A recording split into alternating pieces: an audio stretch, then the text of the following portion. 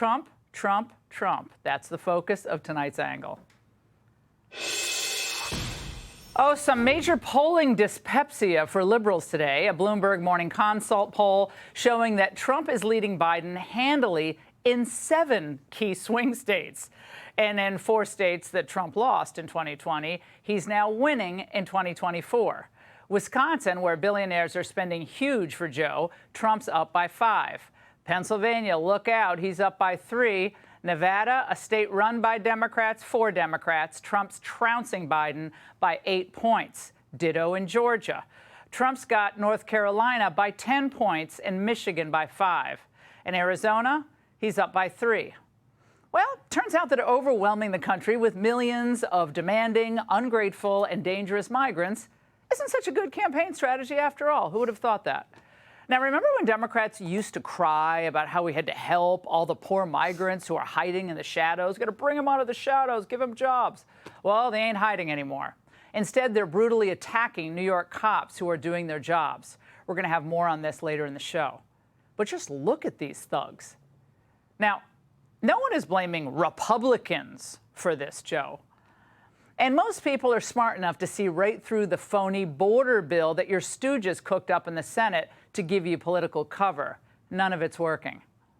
Have you done everything you can do with executive authority, or is there more you could do absent legislation? Not all I can do. Just give me the power. I've asked for the very day I got in office. Give me the border patrol.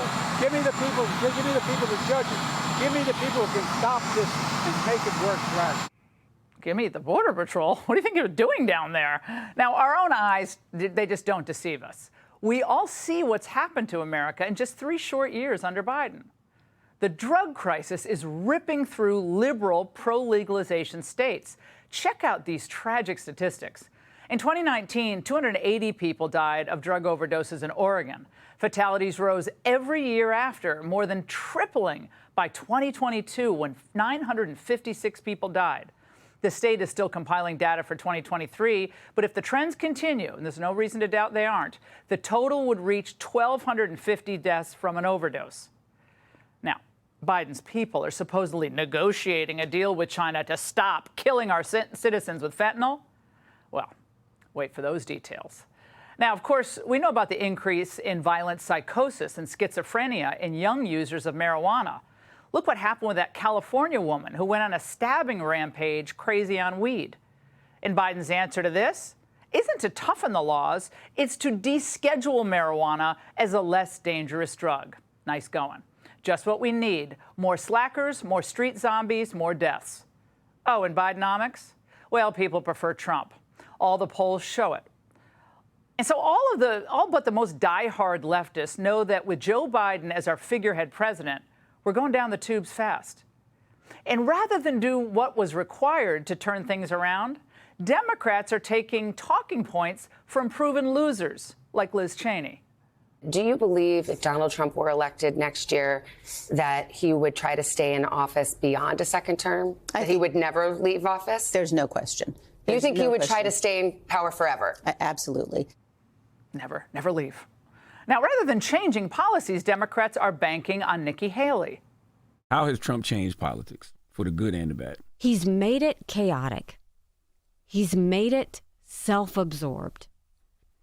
He's made people dislike and judge each other. And he's just toxic. What's the windshield wiper move? That's very profound, Nikki. Did you learn that at all of those UN breakout sessions? Well, rather than demanding Biden fire his incompetent staff like Secretaries Austin and Mayorkas, Democrats are putting their faith in lawfare.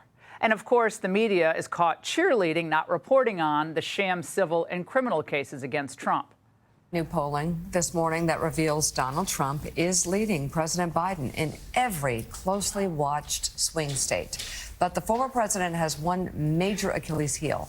He loses a majority of voters in those key states if he is found guilty of the multitude of charges against him. Well, that headline about swing state voters is all they got. We'll see about that. Well, here's the bottom line. As of today, Trump remains the dominant figure in American politics. In fact, he holds the largest lead of any Republican presidential contender since 2004. That's 20 years. Biden, Schumer, and McConnell cooked up that bogus immigration deal to fund Ukraine and help Biden.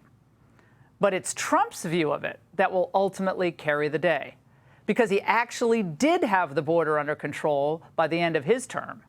I hope the Republicans don't, and the Democrats don't make a bad border deal, because a bad border deal would be worse than no deal at all. You don't need a deal to tighten up the border and to make it secure. I had the most secure border in history. I didn't have a deal. I didn't have a bill. Yeah, but he has credibility on this. So, look, we have a choice.